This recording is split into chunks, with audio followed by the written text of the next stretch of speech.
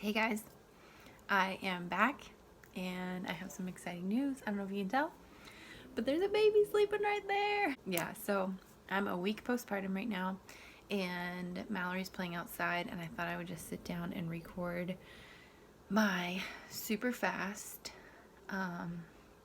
labor and delivery. Do you call it that when you have a home birth? Home birth story. Full disclosure here about this video. It's gonna be some TMI. That being said, I am not gonna fearmonger you with birth. That is not this video.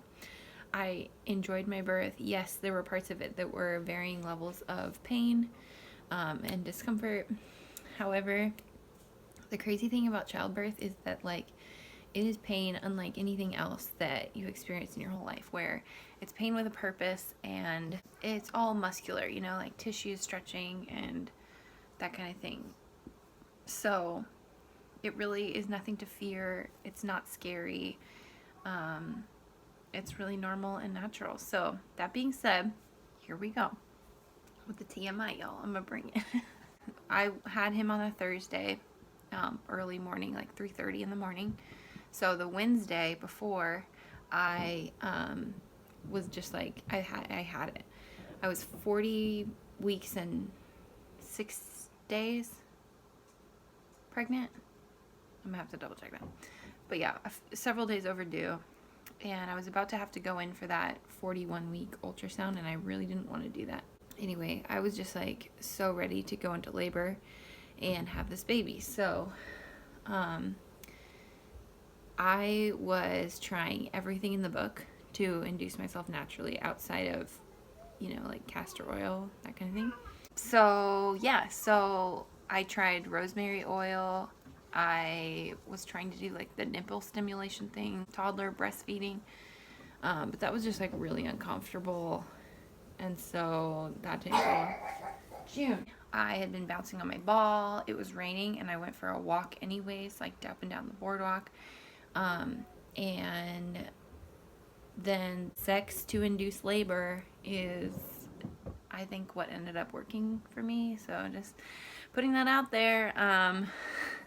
It is how I got pregnant, so it's not outside the question, right, to include in this video. So yeah, not that we had not tried that before, because we definitely had, but full disclosure, that is like the last thing we did before I went into labor. So, did that. Also, we stayed up a little bit later watching Jim Gaffigan, which is really ironic because he has a stand-up routine about home birth. Oh my god, my dog. June, stop.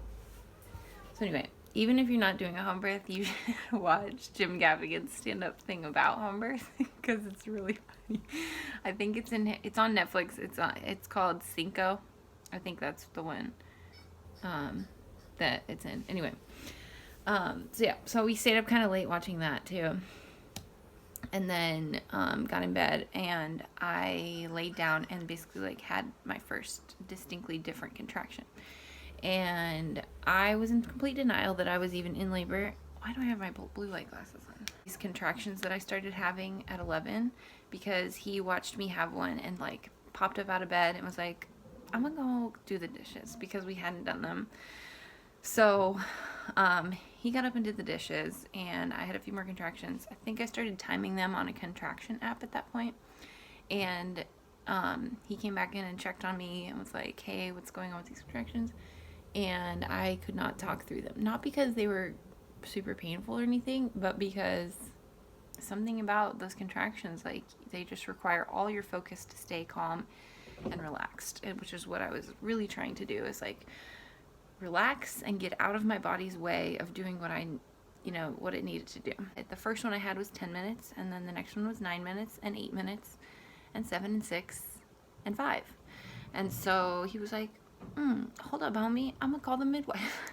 Anyway, I came out to the couch at that point and started just kind of like leaning over the side of the couch, having a couple contractions. That it wasn't like these contractions were not manageable or were like excruciatingly painful. They weren't. It was just like my head went into this place of like, I am in my labor zone now. So when my husband called the midwife, she wanted to listen to me have a contraction, And I don't really know what she said or what happened, but all I know is she was there like 15 minutes later. And she got there, and I felt really bad because it was like the middle of the night, 1 in the morning when she came, and I, in my head, was like, let's just wait this out until, like 5 or 6, and then we won't have to wake somebody up out of a dead sleep. But luckily my husband did not listen to me on that one, because she came and checked me and I was already a 7. However, she didn't tell me how dilated I was. I didn't want to know how dilated I was because I, like I said, was a little bit in denial, thought that I wasn't really in labor, and I thought that I'd be really discouraged to find out that I was like 2 centimeters dilated and that she was going home. But she said, nope, yeah, you are in labor. Let's get the birth pool like filled up. Anyway, so she started like scurrying around, readying the house, bringing in all types of medical equipment and like stuff that I did not realize was gonna be necessary, and it wasn't, but all that precautionary type stuff like oxygen tanks and like medical tools and whatever. She started setting everything up. She started readying like the heating pad with all the swaddles for the baby, and I ended up getting into the birth pool around 2:30 in the morning. And say a couple things about that were like really incredible about this whole birth.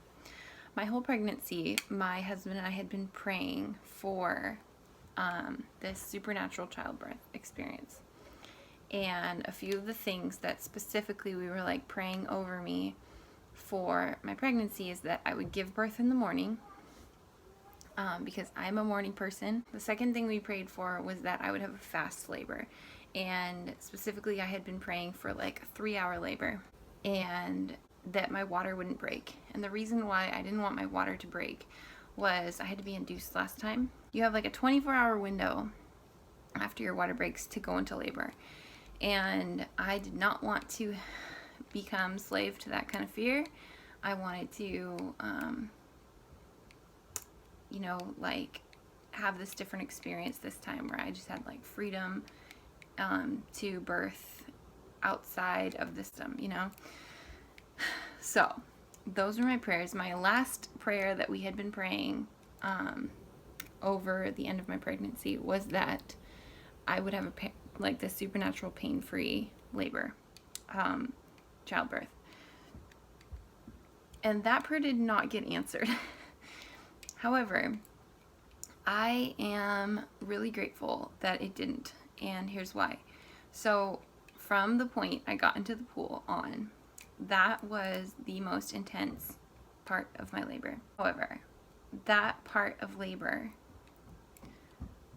was so short because my labor was so fast, and the relief and the like euphoria that I felt after he came out in the water and I pulled him up onto my chest, I don't think it would have been the same had it been a completely pain-free experience. That being said, like, I don't mean to be a martyr and like talk about how painful it was, but I don't want to lie and say it was pain-free because it wasn't. But even up until the end, I never had contractions closer together than 5 minutes apart. So I did get breaks where there was absolutely no pain. So there was that, silver lining. And then, of course, the craziest thing about childbirth, naturally, is that the moment the baby comes out, everything goes away. Like the pain stops. That was a beautiful thing too, that part was so quick, where I was like, oh my gosh, I can't do this. Yeah, the crowning hurt, but it was literally 1 contraction worth of crowning, and then the head is born, and that is the worst part. Okay, I don't want to speak that over you because maybe that won't be the worst part for you. I've heard of women having pain-free orgasmic births, so like let's just hold out hope for that, right? But that was not my experience, unfortunately. And then the cool part was when I started pushing, which I think was the last 40 minutes, my daughter Mallory woke up. It's incredible, you guys, that she slept through this whole thing until then. But by some miracle she did. And anyway, she woke up for the last 30 minutes, came out and sat on Kyle's lap and watched her brother be born. Even like 5 seconds after he was born, I was like, I'm gonna do that again. We called my midwife at 12:30 and she got here at 1:15 or 1:05, and he was born at 3:26. So pretty dang quick labor. Breastfeeding is going great, which I haven't really talked about yet or made a video, but my last time around breastfeeding was just so hard. And already like it's been 7 days, so my milk came in on day 2, and my body does not mess around with the milk department. So I just had like, I think I went from a size C cup to a triple quadruple F cup. So that hurt. Like, we managed the engorgement. My midwives really helped with that.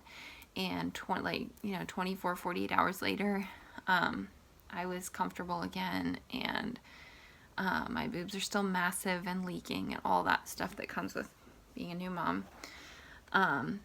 But it's not painful, and I am just like praising God for this experience, because what a gift it's been.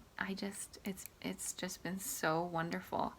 I remember telling Kyle on day 2 or something, I was like, this should cost $1 million.